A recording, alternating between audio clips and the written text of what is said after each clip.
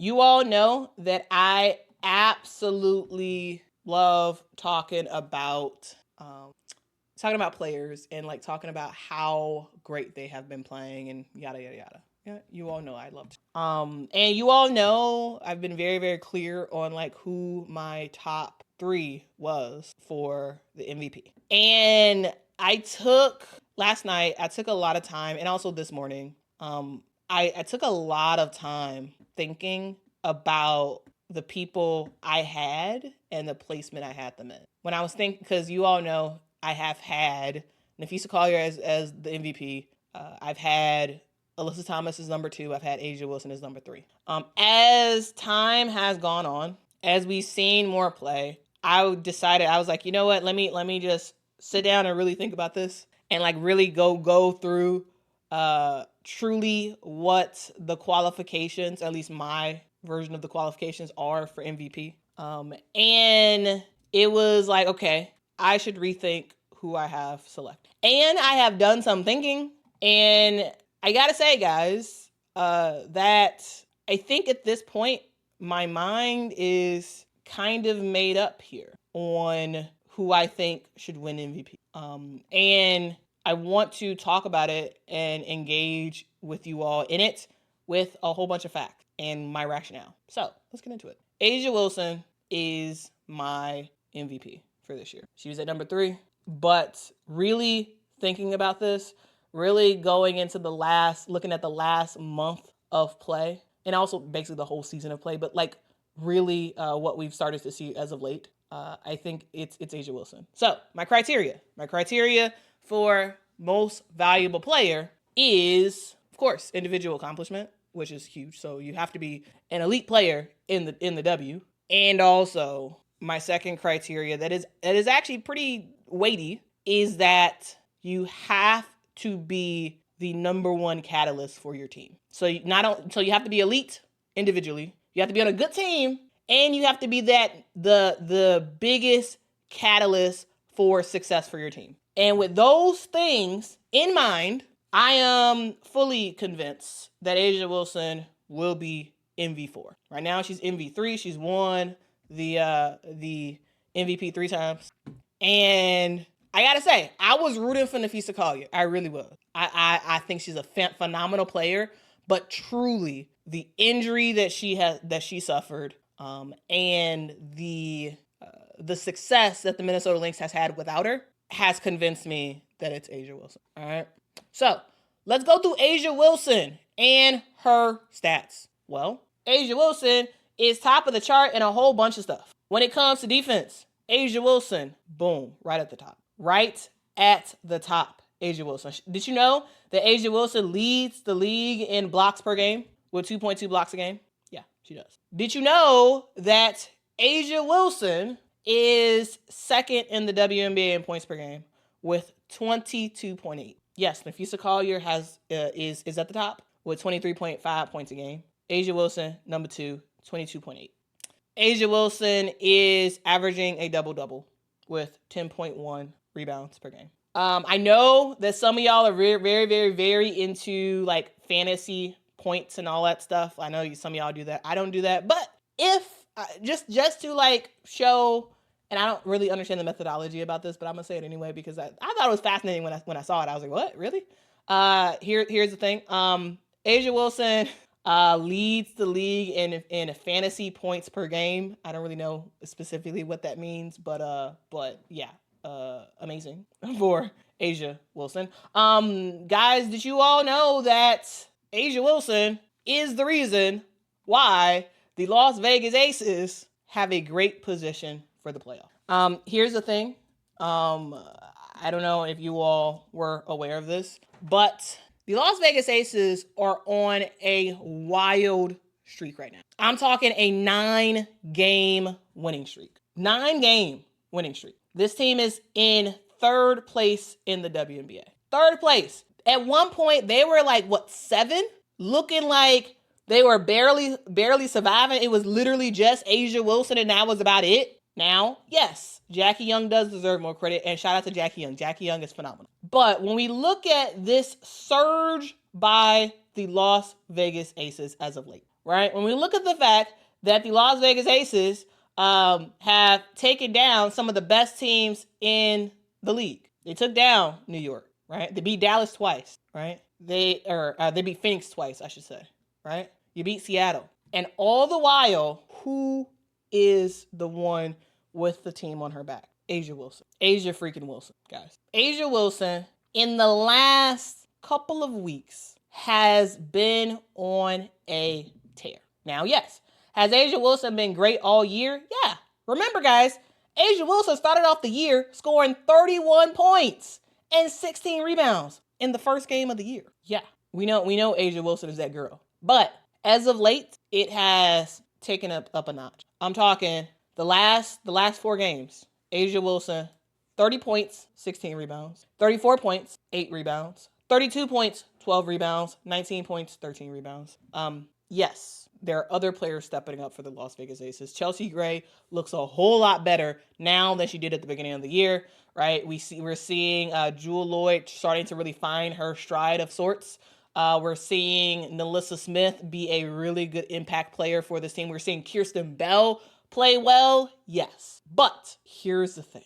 If the Aces did not have A'ja Wilson, you cannot convince me that they would be a top team in the WNBA. They might not even make the playoffs without her. Like, it's so abundantly clear that yes, other people are starting to step up, but everything for the Aces begins and ends with A'ja Wilson. And A'ja Wilson is available, right? She's healthy and she's dominating. And her team is ascending. So all of that being said, individual stuff, team stuff, is A'ja Wilson. So I'm on the MV4 train. I am on the MV4 train. See, here's the thing. Amini says MVP is a season award. You're describing player of the month. Yes. Has A'ja Wilson been great this last month or so? Yes. But that's why I put in my talking points about the beginning of the season. Here's the thing. A'ja Wilson has been great all season.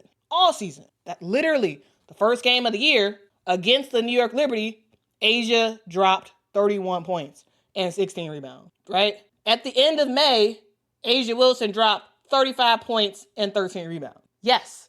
Has the Aces been peaking as of late, and has A'ja Wilson been the main person to get them there? Absolutely. And also, she's been doing her thing all year. It's that her team also is getting it together, right? A'ja Wilson has whipped this team into shape. They were terrible. Spoiled Swiss says, when she told them, if you weren't embarrassed, don't come to work, everything changed. Yeah. I think she's both. I think she's player of the month and she's MVP.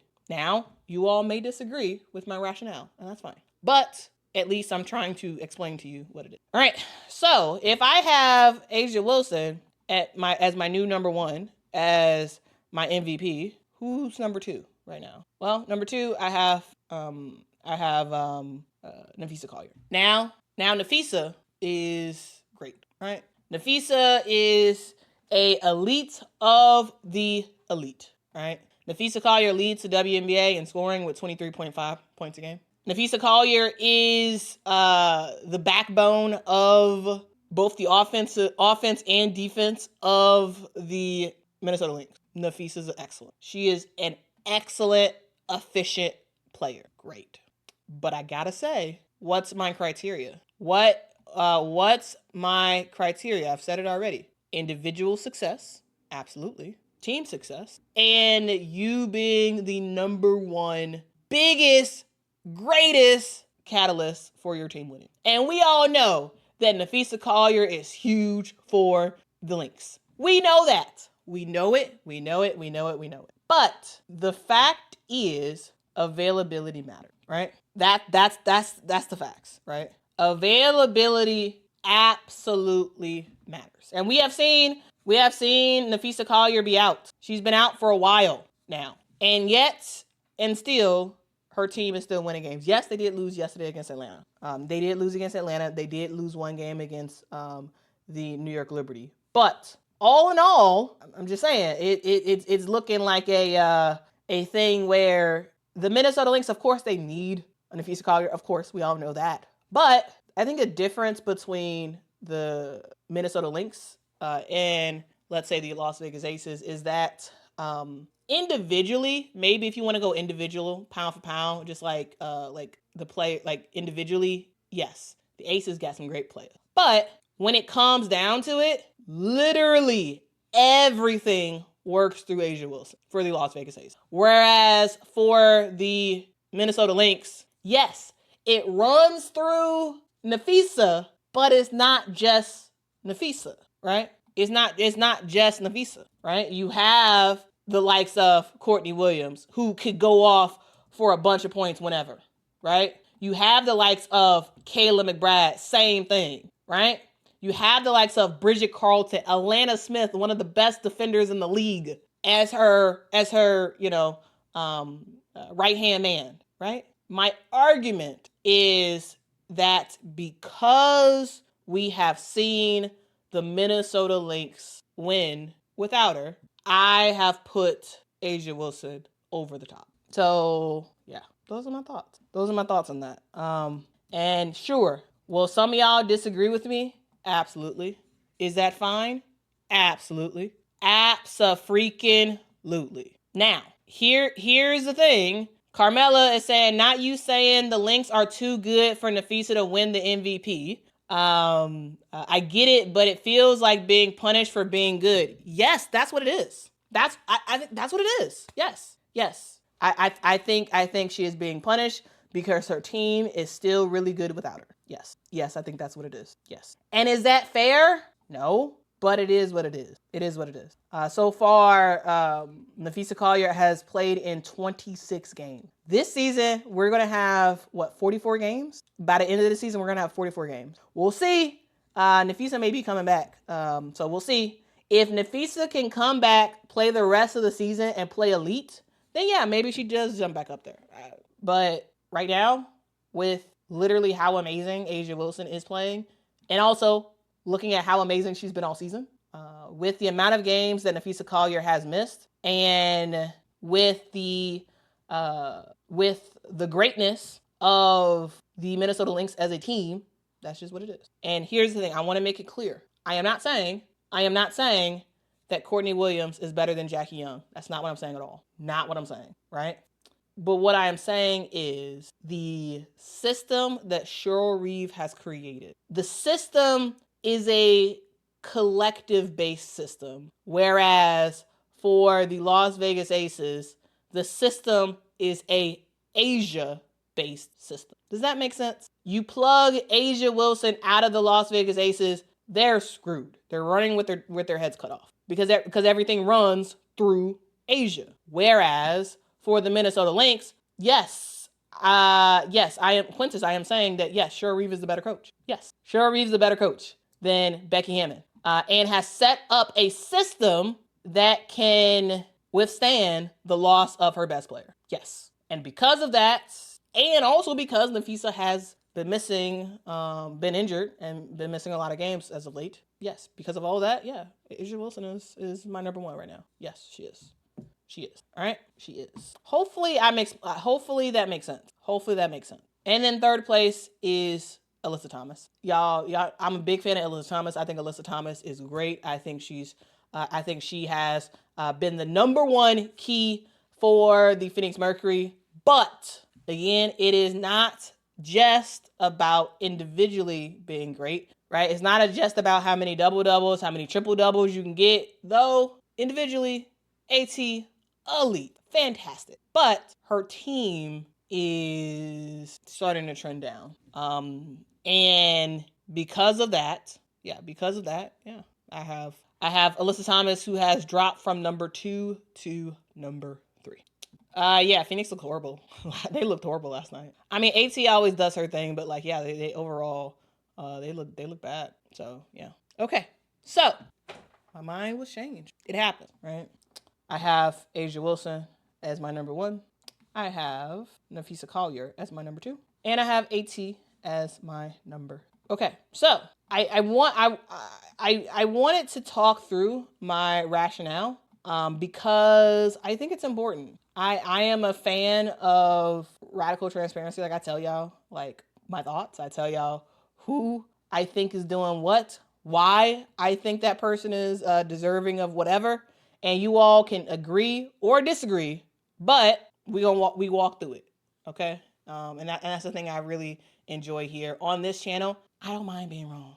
I don't. I say what I see, and if I change my opinion on something, I'm gonna tell you.